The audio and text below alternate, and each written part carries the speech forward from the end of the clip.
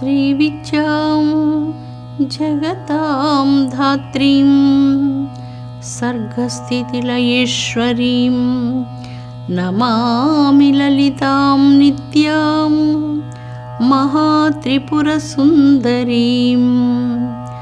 ॐ श्रीमात्रे नमः। ఓం శ్రీ లలితాంబికాయై నమః. పవిత్రాత్మ స్వరూపులైన మీ అందరికీ మీ తల్లి అవ్యాజ్యమైనటువంటి మాతృప్రేమను అందిస్తూ శ్రీ లలితాంబిక రహస్యనామ సహస్రాలలో సర్వవర్ణోపశోభిత అనే నామాన్ని మనం చెప్పుకుంటున్నాం. గత వారం చెప్పుకున్నాం. ఈ వారం కూడా మనం ఈ సర్వవర్ణోపశోభిత అన్న నామాన్ని గురించి చెప్పుకుందాం. వర్ణాలు అంటే మంత్ర బీజాక్షరాలు అని అర్థం వస్తుంది. 50 బీజ మంత్రాల స్వరూపం లలితాంబికా దేవి చుట్టూ పరివేష్టితమై అమృతాది మహాశక్తి సంవృత అనగా అమృత అకార బీజ మంత్రం అక్కడి నుంచి ప్రారంభమై క్షమావతి క్షకారాంత పర్యంతం ఈ అమృతాది మహాశక్తులతో ఆవరించబడినటువంటి తల్లికి నమస్కారం అంటూ ఈ యొక్క నామం భౌతిక అర్థాన్ని తెలియచేస్తూ ఉండగా ఇందులో వర్ణాలను గురించి కూడా మనకు ప్రస్తాపన వస్తుంది. వర్ణము అంటే రంగులోని అర్థం. ఇక్కడ వర్ణాలు తెల్లని వర్ణం గౌరవర్ణము లేదా శ్వేతవర్ణము. తెల్లగా ఉన్నటువంటి వారిని గౌరి అంటారంటే తెల్లని వర్ణము అని. ఆ తర్వాత వర్ణము నల్లని వర్ణం శ్యామవర్ణం. ఈ ప్రకృతిలో ప్రాతకాలంలో ఉదయించి సూర్యుడు వచ్చినప్పుడు తెల్లని వర్ణంతో మనం చూస్తాము. ఆ తర్వాత సాయంకాలం అస్తమించిన తర్వాత చీకటి వర్ణాన్ని మనం చూస్తాం. దీన్ని తెల్లగా ఉన్నటువంటి దాన్ని పగలు అంటాము, నల్లని దానిని రాత్రి అంటాం. ఇక ఇవి కాకుండా అనేక వర్ణాలు ఉన్నాయి. పీత వర్ణము, పాటల వర్ణము, గులాబీ వర్ణము, పసుపు వర్ణం. ఇలాగా ఈ ఇంద్రధను ప్రభ అమ్మవారు ఇంద్రధనస్సుతో సమానమైనటువంటి దివ్య వర్ణాలతో ప్రకాశిస్తూ పాలభాగంలో విరాజిల్లుతున్నటువంటి తల్లిగా వర్ణించబడుతున్నది.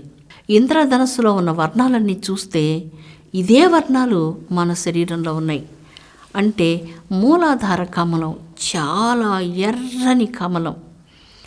ఆ ఎర్రని వర్ణం ఈ లోకంలో ఏ ఎర్రని వర్ణాలతో పోల్చదగినటువంటిది కానే కాదు.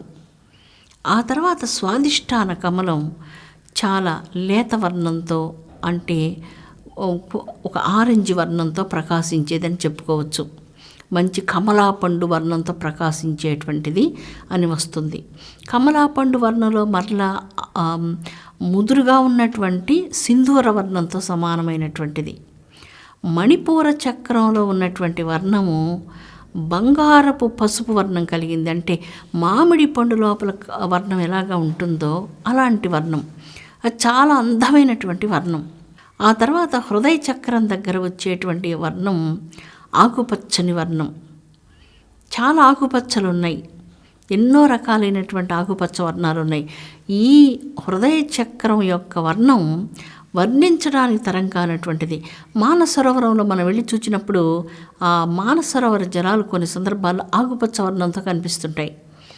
కొన్ని సందర్భాల్లో లేత ఆకుపచ్చ వర్ణంగా మారిపోతుంటాయి. మళ్ళా కొన్ని సందర్భాల్లో ముదురు ఆకుపచ్చ వర్ణంతో అసలు ఒక్క వర్ణం కాదు ఎన్ని వర్ణాలతోనూ ఉంటాయి. అసలు జలాలకి ఏ వర్ణం లేదు. కానీ చిత్ర విచిత్రములైనటువంటి ఆకుపచ్చ వర్ణాలతో ప్రకాశిస్తున్నటువంటిది మానసరోవరం. తర్వాత కంఠం దగ్గర వచ్చేటువంటి విశుద్ధి కమలం నీలివర్ణం. సముద్రం దగ్గరికి వెళ్తాం మనం. దూరం నుంచి చూస్తే అనేక రకాలైనటువంటి నీలి వర్ణాలు కనపడుతుంటాయి. యథార్థానికి సముద్రానికి అసలు ఏ వర్ణము లేదు. అదేవిధంగా మన కంఠంలో ఉన్నటువంటి ఈ అద్భుతాద్భుతమైనటువంటి విశుద్ధి చక్ర కమలానికి ఏ వర్ణాలు లేవు. అది తెల్లని వర్ణం. 16 దళాలతో కూడినటువంటి పౌర్ణమి నాటి చంద్రబింబం ఏ విధంగా దేదీప్యమానమైన తేజస్సులతో విరాజిల్లుతుంటుందో ఈ యొక్క 16 బీజ మంత్రాలు కలిగినటువంటి ఈ విశుద్ధి చక్రం అలాగా తెల్లని వర్ణంతో 16 కళలతో విరాజిల్లుతూ ఉంటుంది. ఇది సరస్వతీదేవి యొక్క స్థానంగా వర్ణించబడింది. ఇక్కడ నుంచే మనం మాట్లాడుతూ ఉంటాం. ప్రతి మాట, ప్రతి చేత పరబ్రహ్మం దృష్టి నుంచి మాత్రం ఎప్పటికీ తప్పిపోదు. అందుకనే మంచి మాటలు ఎప్పుడైతే మాట్లాడతారో వాళ్ళకు అదే తిరిగి వాళ్ళ జీవితంలో ఎదురై వస్తూ ఉంటాయి. మనం చెయ్యనటువంటిది ఏది మనకు రాదు అంటున్నారు. అంటే మనం అపకారం ఎవరికి చెయ్యలేదో అపకారం మనకు రాదు. మనం ఏదో మంచి పుణ్యాలు మనం చేయలేదో తిరిగి పుణ్యాలు కూడా మనకు తిరిగి రావు. మనం మంచిది మనం ఎప్పుడైతే చేస్తున్నామో అదే తిరిగి మనకు వస్తుంది. ఇక ఆజ్ఞాచక్రం దగ్గర అద్భుతమైనటువంటి రూబీ వర్ణం కాంతి అన్నారు. పద్మరాగమణుల కాంతులతో ప్రకాశించుతూ అద్భుతమైనటువంటి పాలభాగంలో ఇంద్రధనస్సు లాంటి కాంతులతో విరాజిల్లేటువంటి అమ్మ పాదపద్మాలకు యోగశాస్త్రం నమస్కారం చేస్తుంది. అమ్మ మహాయోగ యోగేశ్వరి. అటువంటి మహాయోగ యోగేశ్వరి అయినటువంటి జగదంబ అనుగ్రహం కావాలి అంటే సమస్త క్షుద్రభావాలన్నిటినీ అణిచివేసి దివ్య భావాలను, పవిత్రమైనటువంటి భక్తి భావాలను, శుద్ధతా భావాలను అంతరంగంలో కలిగి ఉండాలి. ఆ తర్వాత వచ్చేటువంటిది సర్వవర్ణోపశోభితమైనటువంటి సహస్రార కమలం. సమస్త అమృతాది శక్తులన్నిటికీ ఆలవాలమైనటువంటి ఈ సహస్రార చక్రాన్ని సర్వవర్ణోపశోభిత అంటూ ఇక్కడ పేర్కొంటున్నారు. ఈ రంగులన్నిటికీ ప్రధానమైనటువంటిది సర్వవర్ణోపశోభితమైనటువంటి జగజ్జనని. తమిళనాడు దేశంలోకి మీరు వెళ్ళినప్పుడు ప్రతి పౌర్ణమి నాడు అనేక ఆలయాల్లో గోరింటాకును తీసుకుని వచ్చి దేవికి అభిషేకం చేస్తూ ఉంటారు. తమిళనాడులో ఉండేటువంటి వాళ్ళకైతే ఇది బాగా తెలుసు.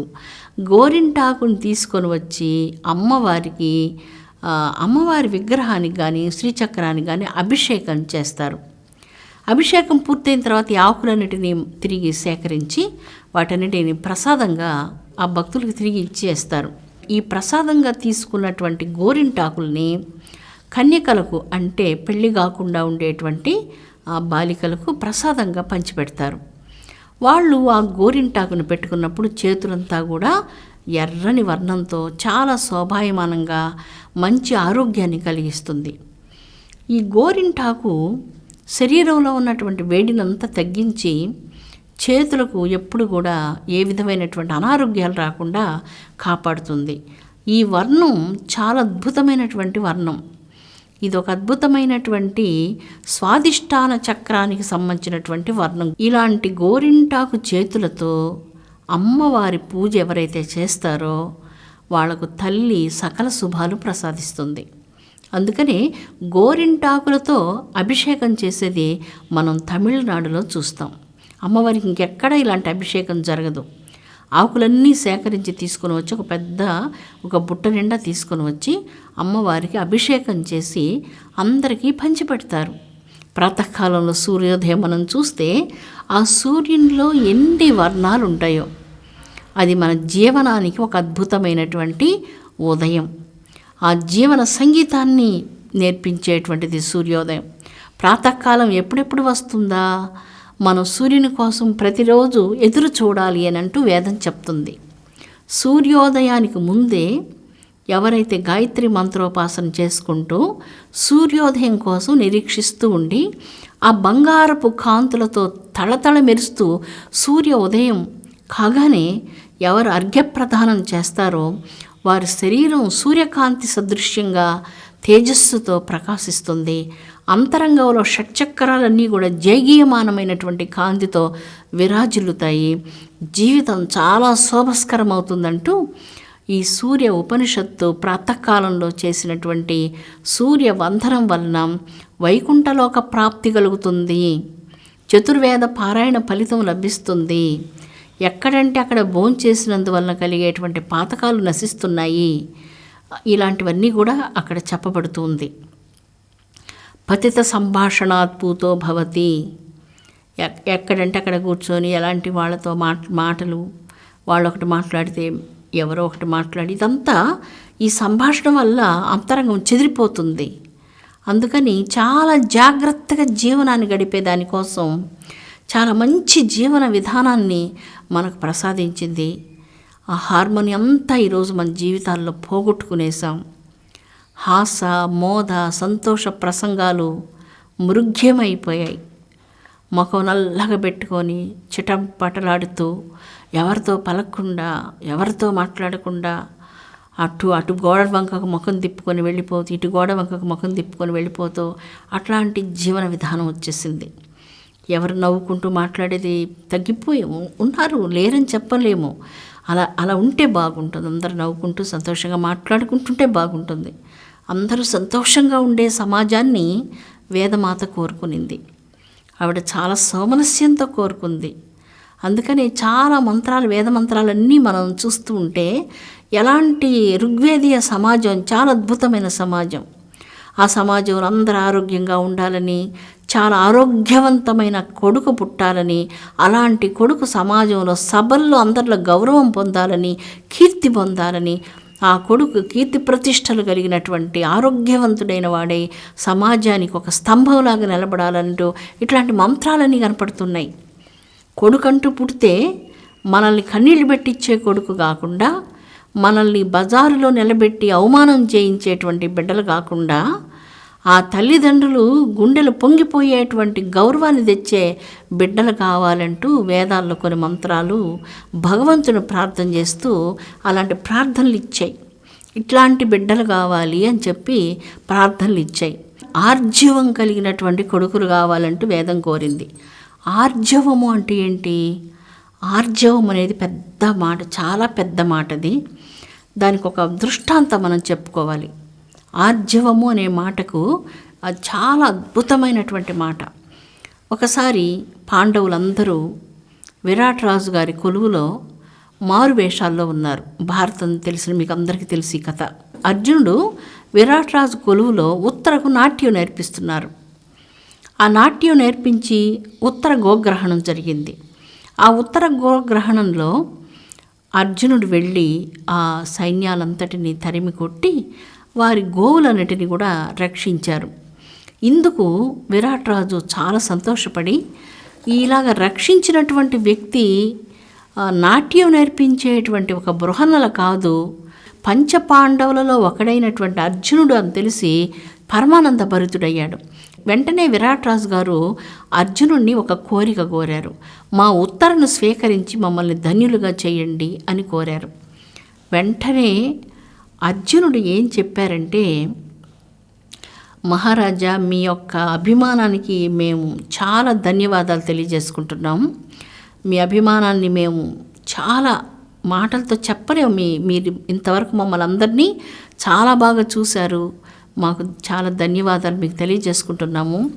అయితే ఉత్తరను ఇప్పుడు నాట్యం నేర్పించాను, నేను కన్నబిడ్డగా చూశాను. నేను నాట్యాచార్యుడు, ఏ ఆచార్యుడైనా సరే ఎవరికైనా పాఠం నేర్పించేటప్పుడు కన్నబిడ్డగా చూడాలట. ఏ రంగంలో కూడా నాట్యం నేర్పిస్తున్నా, శిల్పం నేర్పిస్తున్నా, సంగీతం నేర్పిస్తున్నా, ఆధ్యాత్మిక నేర్పిస్తున్నా, యోగ విద్యలు నేర్పిస్తున్నా వేరే దృష్టి ఉండకూడదు, బిడ్డలాగా చూడాలి. కాబట్టి నేను ఉత్తరను కన్నబిడ్డలాగా చూచి ఆ ఉత్తరకు నాట్యం నేర్పించాను. అందువల్ల మీరు ఉత్తరను నాకు కోడలుగా చేసి మమ్మల్ని ఆశీర్వాదం చేయండి అని చెప్పారు. తన కుమారుడికి అభిమన్యుడికి ఉత్తరను ఇవ్వమని కోరుకున్నారు. చాలా అద్భుతమైన, దీన్ని ఆర్జవము అంటారు. ఆర్జవము అనే గుణం కలిగినటువంటి వారు ఎప్పుడు కానీ వాళ్ళ దృష్టి ఏ పని మీద ఉంటుందో ఆ పని చేస్తుంటుంది. అక్కడ ఉత్తరకు నాట్యం నేర్పిస్తున్నారు. ఉత్తరను ఎప్పుడు ఆయన కన్నబిడ్డ దృష్టితోనే చూశారు, వేరే దృష్టితో చూడలేదు. దీనిని ఆర్జవము అంటున్నారు. ఇది ఆర్జవం అనేటువంటిది.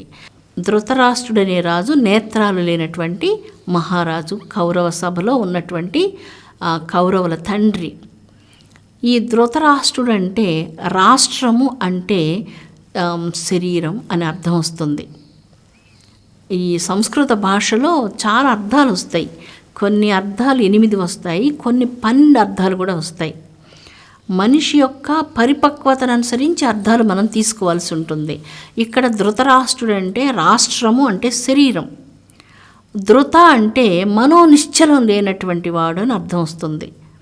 మనోనిశ్చలత్వం లేదు, ఆయన స్వతంత్రంగా నిర్ణయాలు తీసుకోలేడు, ఆలోచించలేడు, కలవరపడుతుంటాడు, ఈర్ష్య, ద్వేషాదులు ఇలాంటి వాటికి లోనవుతుంటాడు. వాటిని బయటకు పెట్టలేడు, వాటిని అణుచుకుంటూ ఉంటాడు. అణచరాని మనోభావాలు అన్నిటినీ అణుచుకుంటూ ఒక ఎదుటి వాళ్ళ సానుభూతి కోసం ప్రయత్నాలు చేస్తుంటాడు. ఇలాగ ప్రయత్నం చేస్తూ ఉంటాడు. దీన్ని ధృతరాష్ట్రుడు అంటున్నారు ఇక్కడ.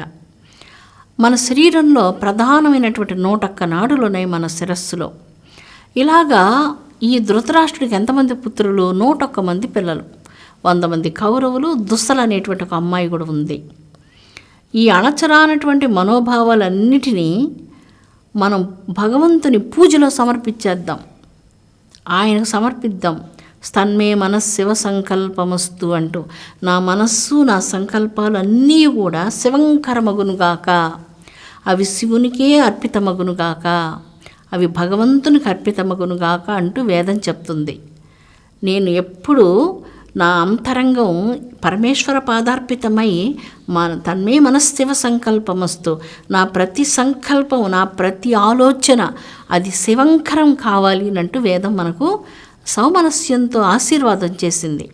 అలాగ కోరుకోండి అంటూ తెలియచేసింది. ఇక్కడ ధృతరాష్ట్రుడు ఆలోచనలు ఎలాగున్నాయో అలాంటి వాళ్ళ 100 మంది ఆయనకి బిడ్డలుగా పుట్టారు. ద్రౌపది అగ్నిలో నుంచి పుట్టినటువంటిది. ద్రౌపది అగ్నితో సమానమైనటువంటి ఆత్మగౌరవం, ఆత్మాభిమానం, అగ్నితో సమానమైనటువంటి అంతరంగ శక్తి కలిగింది. ఇట్లాంటి శక్తి ఉండాలి మనిషికి, అగ్నితో సమానమైన శక్తి ఉండాలి. మన అంతరంగ పవిత్రత అగ్నితో సదృశ్యంగా ఉండి ఎటువంటి అపవిత్రతనైనా అది దగ్ధం చేసే విధంగా ఉండాలి. అలాంటిది ద్రౌపది, చాలా అద్భుతంగా ఉన్నది. ఇవన్నీ కూడా మనకు సంకేతాలుగా మనకు లభిస్తూ ఉన్నాయి. అమృతాత్మ స్వరూపులారా, జగదంబ నీ కరుణ దివ్య తేజోమయం, నీ అనుగ్రహం ఉంటే మా అంతరంగాలు స్వచ్ఛమై పవిత్రీకరించబడి ఆర్జీవాన్ని పొంది నైతిక ప్రమాణాలతో దగద్దాయమానంగా సూర్యుడిని వెలవెలబోయేటట్లు చేస్తాయి మా మనస్సులో. ఎందుకంటే నువ్వు మనోన్మణివి, మా మనసును ఉన్మణి చేసి మా అంతరంగ ఆకాశంలో నువ్వు కూర్చుంటావు ద్యుమణిగా. అంటే అక్కడ నువ్వు ప్రకాశిస్తూ ఉంటావు. మేము, మాది, నేను, నాది అహంకారం అక్కడ రూపుమాసిపోతుంది. అలాంటి చైతన్యాన్ని ప్రసాదించేటువంటి తల్లి లలితా పరమేశ్వరి దేవి సర్వ వర్ణోపశోభిత. ఆ తల్లి ఎటువంటి వర్ణంతో మన అంతరంగంలో ఉంటుందంటే కోటి సూర్యప్రకాశమానమైనటువంటి వర్ణంతో, కోటి చంద్రులంతటి చల్లని కాంతులతో, కోటి మెరుపుల కాంతులతో విరాజిల్లేటువంటి లలితా పరమేశ్వరి దేవి యొక్క పవిత్ర పాదపద్మాలకు భక్తితో, వినమ్రతతో, హృదయపూర్వకమైనటువంటి ఆత్మాంజలులు తల్లికి సమర్పిద్దాం. విశ్వశాంతిని లోకజనని అనుగ్రహించునుగాక. స్వస్తి. ఓం శాంతి శాంతి శాంతి.